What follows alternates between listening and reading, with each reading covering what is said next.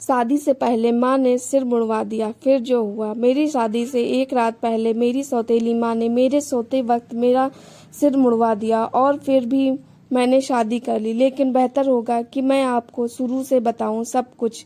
एक मोहल्ले की शादी में शुरू हुआ जहां मैं अपने पापा के साथ गई थी।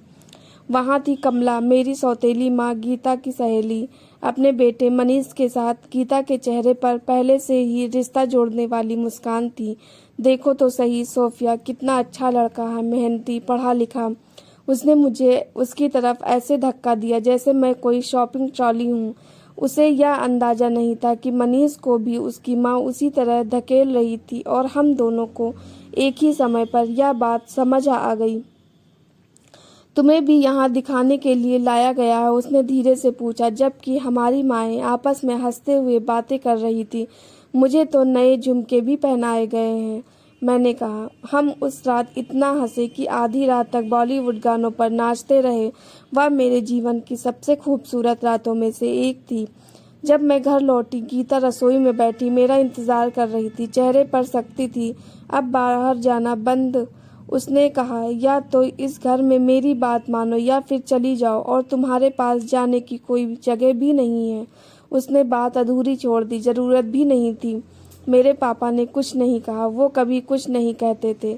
मैंने सिर हिलाया, आंसू अंदर ही रोक लिए और अगले दिन वही पुरानी मुस्कान के साथ घर के काम करने लगी। ऐसे ही 2 साल बीत गए। खाना बनाना, सफाई करना, कपड़े इस्त्री करना, न बाहर जाना, न शिकायत करना।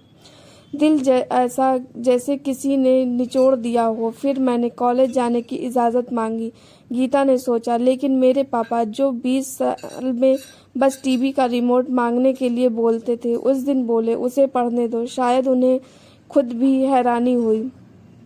और सोचिए, कॉलेज के पहले दिन कौन दीवार के सहारे खड़ा था, हाथ में 2 कप चाय लिए, मसाला चाय या बिना शक्कर वाली। मनीष ने ऐसे पूछा जैसे हम कल ही मिले हों। पूरी शक्कर के साथ, मैंने जवाब दिया। हम पहले दोस्त बने, फिर कुछ और। जब भी वो करीब आता मैं उसे दूर कर देती, उसकी वजह से नहीं बल्कि उस डर की वजह से जो गीता ने मेरे दिल में भर दिया था। लेकिन मनीष धैर्यवान, मज़ेदार और बेहद प्यारा था। 1 साल तक हमारा रिश्ता छुपा रहा। डिलीट किए गए मैसेज, लाइब्रेरी में मुलाकातें, क्लास में ऐसे देखना जैसे हम एक दूसरे को जानते ही नहीं।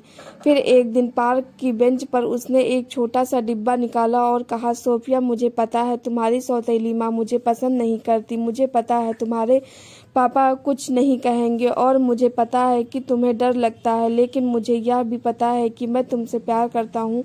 क्या तुम मुझसे शादी करोगी? मैंने उसका सवाल पूरा होने से पहले ही हाँ कह दिया। जब गीता को पता चला, उसने कुछ ऐसा किया जिसकी मैंने उम्मीद नहीं की थी। उसने खुश होने का नाटक किया, गले लगाना। आशु, कितनी खुशी की बात है, तुम दोनों एकदम परफेक्ट हो। मैंने उसकी एक भी बात पर विश्वास नहीं किया, लेकिन मुस्कुराती रही और अपनी शादी की तैयारी करती रही। शादी से 1 हफ्ते पहले मेरे पापा ने मुझे फ़ोन किया, गीता चाहती है कि तुम घर आओ। वो तुम्हें शादी से पहले कुछ खास देना चाहती है, स्वार्थी मत बनो, वो तुम्हारे लिए ही अच्छा चाहती है। मैं गई, पता नहीं क्यों गई। शायद मैं अब भी मानना चाहती थी कि लोग बदल सकते हैं। उस रात उसने मुझे तनाव कम करने के लिए 1 कप हर्बल चाय दी। अगली सुबह जब मेरी आँख खुली, मेरा सिर ठंडा लग रहा था। मैंने अपने बालों को छूने के लिए हाथ बढ़ाया, कुछ भी नहीं था। मैं बाथरूम के आईने के सामने खड़ी थी, पूरी तरह गंजी सिर, और मेरे सुनहरे घुंघराले बाल ज़मीन पर पड़े थे जैसे किसी अधूरी खुशी के बाद बिखरी हुई सजावट। मैं कुछ देर तक आईने के सामने खड़ी रही। न चीख निकली, न आंसू आए, बस एक अजीब सा सन्नाटा था, जैसे अंदर कुछ फूट टूट कर पूरी तरह शांत हो गया हो। फिर दरवाजे पर दस्तक हुई। सोफिया, उठ गई क्या? गीता की आवाज़ आई, बनावटी चिंता से भरी हुई। मैंने दरवाज़ा खोला। वो मुझे देखकर कुछ सेकंड के लिए चुप रह गई, फिर होठों पर हल्की सी मुस्कान आई। ओह, तुम्हें देखकर बुरा लग रहा है, लेकिन बेटा, ये सब तुम्हारे भले के लिए है। शादी से पहले अहंकार खत्म होना जरूरी है। उस पल मुझे समझ आ गया, ये कोई गलती नहीं थी, ये सजा थी। मैंने कुछ नहीं कहा, बस वापस कमरे में गई, फर्श से अपने कटे हुए बालों को उठाया और चुपचाप एक दुपट्टे में बांध दिया। शादी उसी दिन थी। जब मैं वेन्यू पहुंची, उस सबकी नज़रें मुझ पर टिक गईं। फुसफुसाहटें, हैरानी, कुछ लोगों की हंसी। मैंने दुपट्टा हटाया और सीधी खड़ी हो गई। अगर किसी को कुछ कहना है तो सामने आकर कहे, मैंने ऊंची आवाज़ में कहा। पूरा हॉल चुप हो गया। तभी मनीष मेरे पास आया। उसकी आंखों में हैरानी नहीं थी, बस गुस्सा और दर्द था। ये किसने किया? उसने धीरे से पूछा। मैंने गीता की तरफ देखा। वो पीछे खड़ी थी, चेहरे पर वही नकली मासूमियत। मनीष ने सब समझ लिया। एक पल के लिए मुझे डर लगा, शायद अब वो पीछे हट जाएगा, शायद वो मुझे इस हालत में अपनाना नहीं चाहेगा। लेकिन उसने मेरा हाथ पकड़ा मजबूती से। तुम्हारे बाल नहीं, तुम्हारी हिम्मत तुम्हें खूबसूरत बनाती है, उसने कहा। मेरी आंखों में आंसू आ गए। इस बार सच में? पंडित जी ने हिचकिचाते हुए पूछा। क्या हम रस्में शुरू करें? मनीष ने पूरी मेरी तरफ देखा। मैंने सिर हिलाया और हम मंडप में बैठ गए। जब 7 फेरे शुरू हुए, मैंने हर कदम के साथ एक डर पीछे छोड़ दिया। गीता का डर, अकेलेपन का डर, खुद को खो देने का डर।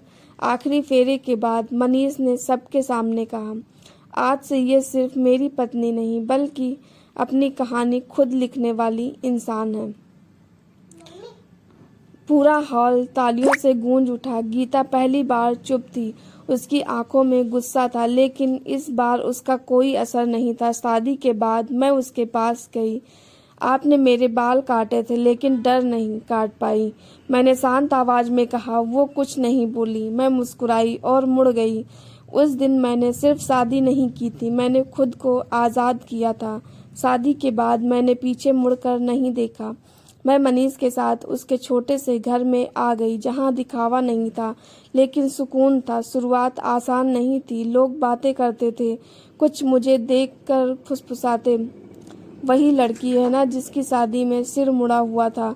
पहले ये बातें चुभती थीं, लेकिन धीरे धीरे मैंने महसूस किया, ये मेरी कहानी है, मेरा शर्म नहीं। मैंने पढ़ाई पूरी की, फिर एक स्कूल में पढ़ाने लगी। बच्चे मुझे मैडम कहकर बुलाते थे और उनकी आंखों में कोई सवाल नहीं होता था, सिर्फ सम्मान। मनीष हमेशा मेरे साथ खड़ा रहा, हर मुश्किल में, हर डर में। उसने कभी मुझे बेचारी नहीं समझा। उसने मुझे मजबूत देखा और मुझे भी खुद पर विश्वास होने लगा। एक दिन अचानक पापा का फ़ोन आया। सोफिया, गीता बीमार है बहुत। मैं कुछ सेकंड चुप रही। दिल में अजीब सा खालीपन था, न गुस्सा न दर्द, बस शांति। मैं मिलने गई। गीता बिस्तर पर थी, कमज़ोर, पहचान में मुश्किल से आती हुई। उसने मुझे देखा और उसकी आंखों में पहली बार घमंड नहीं था। मैंने बहुत गलत किया तुम्हारे साथ, उसने धीरे से कहा। मुझे लगा था तुम्हें तोड़कर मैं जीत जाऊंगी। मैंने कुछ नहीं कहा, बस उसके पास बैठ गई। तुम जीत गई सोफिया, उसने आंखें बंद करते हुए कहा, क्योंकि तुम टूटी नहीं। उस दिन मैंने उसे माफ़ कर दिया, उसके लिए नहीं, अपने लिए। कुछ महीनों बाद वो चली गई। मैंने रोया नहीं, क्योंकि जो रिश्ता कभी बना ही नहीं, उसका शोक भी अधूरा ही होता है। साल बीत गए, मेरे बाल फिर से उग आए, पहले से भी घने, पहले से भी मजबूत। लेकिन अब मैं जानती थी, मेरी पहचान मेरे बाल नहीं है। एक दिन मेरी बेटी ने मेरे बालों को छूते हुए पूछा, मम्मी, क्या आप कभी गंजी थीं? मैं मुस्कुराई। हाँ। डर नहीं लगा। मैंने उसे अपने पास खींच लिया। बहुत लगा था, लेकिन उससे भी ज़्यादा हिम्मत आई थी।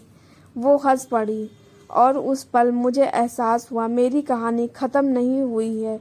वो अब उसके अंदर आगे बढ़ रही है। मैंने आईने में खुद को देखा। अब मैं वही लड़की नहीं थी जो डर के साए में जीती थी। मैं आज़ाद थी, मजबूत थी और सबसे ज़रूरी, मैं अपनी थी। दोस्तों, आपको ये कहानी कैसी लगी कमेंट करके ज़रूर बताना। हमारे चैनल पर नए हैं तो चैनल को सब्सक्राइब करना। धन्यवाद।